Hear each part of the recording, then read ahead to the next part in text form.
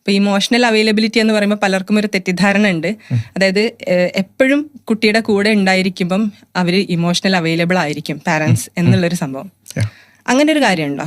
ഒരുപാട് പാരൻസ് ഇപ്പം ദൂരെയൊക്കെ വർക്ക് ചെയ്യുന്ന ആൾക്കാരുണ്ടാവില്ല, എപ്പോഴും കുട്ടിയുടെ അടുത്തുണ്ടാവാൻ ചാൻസ് ഇല്ല. പക്ഷെ ഞാൻ ചോദിക്കുന്നത് ഇപ്പം അങ്ങനെയുള്ള പാരൻസിന് ഇമോഷണലി അവൈലബിൾ ആവാൻ പറ്റില്ല. തീർച്ചയായിട്ടും അതാണ് ആ കുട്ടിയുടെ നീഡിനനുസരിച്ചിട്ട് അതിന്റെ ഇമോഷൻസിനെ അക്സെപ്റ്റ് ചെയ്യുന്ന വിധത്തിൽ അതിനെ നർച്ചർ ചെയ്യുന്ന അല്ലെങ്കിൽ അതിനാവശ്യമായി വരുന്ന കാര്യങ്ങൾ പ്രൊവൈഡ് ചെയ്യാൻ ഒരു പ്രൊവൈഡർ അനിവാര്യമാണ്. ഇമോഷണൽ അവൈലബിലിറ്റി ചിലപ്പോൾ പെട്ടെന്ന് നമുക്ക് സാധ്യമായെന്ന് വരില്ല. അതിപ്പോൾ ഈ പറഞ്ഞ പോലെ നമുക്കത് നേരിട്ട് തന്നെ ഇരിക്കണം എന്നുമില്ല. ആ കുട്ടി ആവശ്യപ്പെട്ടപ്പോഴെല്ലാം നമ്മൾ കൂടെ ഉണ്ട് എങ്കിൽ ശേഷം നമുക്ക് ഏത് ദൂരത്തിരുന്നും കുട്ടിയെ കണക്ട് ചെയ്യാം. ആ ഇമോഷൻസ് എന്ന് പറയുമ്പോൾ നമുക്ക് എന്താ പറയുക, അത് മെഷർ ചെയ്യാൻ പറ്റുന്നൊരു സാധനമല്ലല്ലോ. But it can be extended to any far. That means എത്ര ദൂരത്തിലിരുന്ന് നമുക്ക് അത്രയും കണക്റ്റഡ് ആയ മനുഷ്യരുന്ന് വേണമെങ്കിൽ നമുക്ക് കോളിലൂടെയോ നിരന്തരമായ വീഡിയോ കോളിലൂടെയോ സംസാരത്തിലൂടെയോ ഒക്കെ നിലനിർത്തി കൊണ്ടുപോകാനായിട്ട് നമുക്ക് സാധിക്കും.